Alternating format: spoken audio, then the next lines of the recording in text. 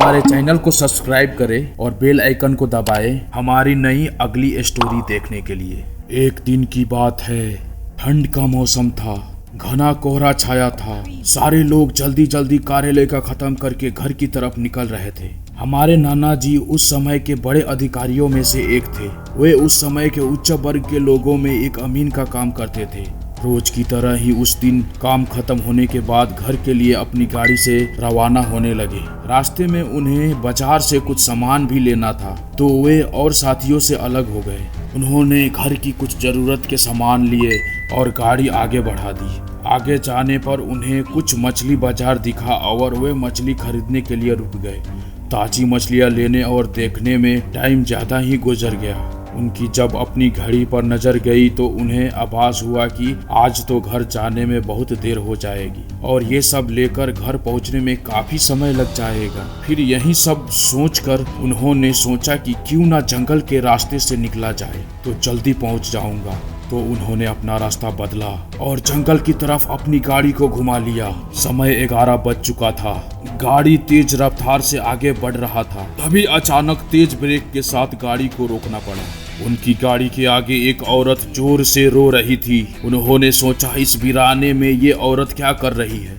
उन्हें लगा कि कोई मजदूर की पत्नी होगी जो नाराज होकर घर छोड़कर जंगल में भाग आई है। तो उन्होंने उससे पूछा कि यहाँ जंगल में तुम क्या कर रही हो, लेकिन उसने कोई जवाब न देकर और जोर से रोने लगी। सारे जंगल में उसकी हूँ सी सिसकियाँ गूंज रही थी। फिर नाना जी ने पूछा तुम्हारा घर कहाँ है, लेकिन वो कुछ भी ना बोली।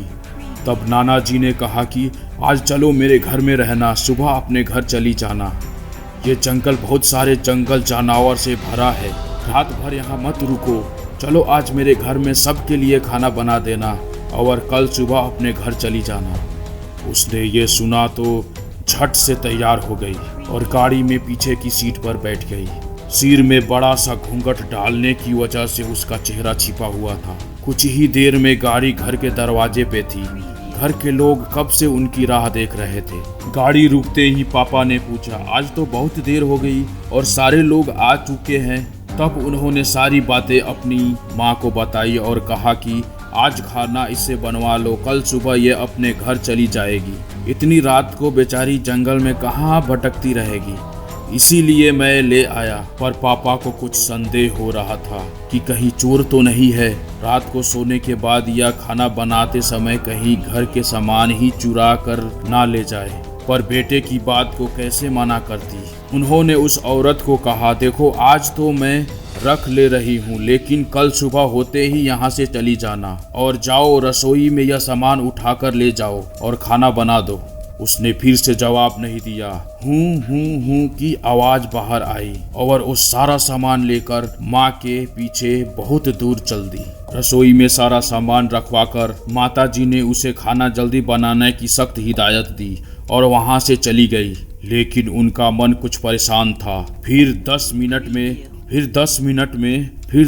में रसोई में उसे देखने चली गई कि वो क्या कर रही है और उसका चेहरा भी देखना चाहती थी। लेकिन वहां पहुंची तो देखा कि वो मछलियों का थैला निकाल रही थी। उन्होंने बहुत जोर से गुस्से में कहा यहाँ सब खाने का इंतजार कर रहे हैं और तुम अभी तक मछलियां ही निकाल रही हो, कल सुबह तक बनाओगी क्या। उसके सिर पर घूंघट अभी भी था तो चेहरा देखना मुश्किल ही नहीं नामुमकिन था। उन्होंने उससे कहा तुम जल्दी से खाना की तैयारी करो, मैं आग सुलगा देती हूँ, काम जल्दी हो जाएगा। और वे जल्दी से चूल्हा जलाने की तैयारियां करने लगी। लेकिन साथ ही वो उसका चेहरा देखने की भी कोशिश कर रही थी। लेकिन वो जितना देखने की कोशिश करती वो और पल्लू खींच लेती थी। अंत में हार कर वे बोली देखो मैंने आग सुलगा दी है, अब आगे सारा काम कर लो, कुछ जरूरत हो तो बुला लेना। लेकिन वो फिर कुछ नहीं बोली। अब उन्हें लगा कि यहाँ से जाने में ही ठीक है, वरना मेरा भी समय खराब होगा और हो सकता है अनजान लोगों से डर रही हो। यह सब सोचकर उन्होंने उसे कहा कि मैं आ रही हूँ, जल्दी से खाना बना कर रखना, और वहाँ से निकल गई। मन अभी तक परेशान ही था, कभी अपने कमरे, कभी बच्चों के, कभी बाहर, सबको देख रही थी कहीं कुछ अनहोनी ना हो जाए। 1 मिनट भी आराम से नहीं बैठ पाई अभी 5 मिनट ही हुए थे, पर उनके लिए वो घड़ी पहाड़ सी हो रही थी। समय बीत ही नहीं रहा था। 8 मिनट बड़ी मुश्किल से गुजरे और वे तुरंत ही कुछ सोचकर रसोई की तरफ दौड़ी। और वहां पहुंचकर जैसे ही उन्होंने रसोई घर का नजारा देखा, उनकी आंखें फटी की फटी रह गई। उनके पैर बिल्कुल ही जम गए। ना उनसे आगे जाया जा रहा था, ना ही पीछे। उनके हृदय की धड़कन रुक रही थी। वो औरत रसोई में बैठकर सारी कच्ची मछलियां खा रही थी। सारे रसोई में मछलियां और खून बिखरा पड़ा था। उसके सिर से घूंघट भी उतरा पड़ा था। इतना खौफनाक चेहरा आज तक उन्होंने नहीं देखा था। बाल नाखून सब बड़े हुए थे। मछलियां खाने में मगन होने की वजह से उसे कुछ ध्यान भी नहीं था और खुशी से कभी वो आवाजें भी निकाल रही थी। हूँ सी आवाजें गूंज रही थी।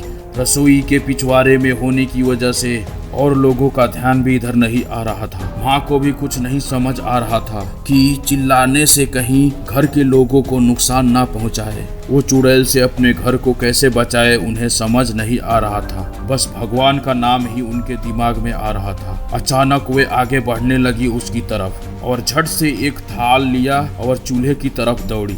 उस चुड़ैल की नजर भी पापा पर पड़ चुकी थी। सो वो कुछ सोच कर उठी अपनी जगह से। माँ कुछ भी देर नहीं करना चाहती थी।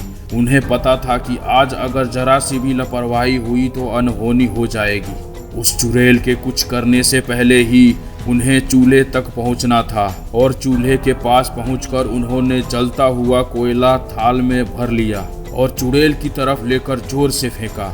आग की जलन की वजह से वो अजीब सी डरावनी आवाजें निकालने लगी। अब तो उसकी आवाजें बाहर भी जा रही थी। सारे लोग बाहर से रसोई की तरफ भागे। वो चुड़ैल जोर से हूँ जोर की आवाज निकाल रही थी और पूरे रसोई में दौड़ रही थी और माता जी को पकड़ना भी चाह रही थी। लेकिन अब सारे लोग रसोई में आ चुके थे। काफी लोगों की भीड़ देखकर वो और भी डर गई थी। लोगों की भीड़ को ठेलती हुई वो बाहर जंगल की तरफ भाग गई और सारे लोग ये मंजर देखकर डरे सहमे से खड़े थे और मन ही मन माता जी की हिम्मत की दाद दे रहे थे। तो ऐसे छूटा चुड़ैल से पीछा मेरे दादाजी का।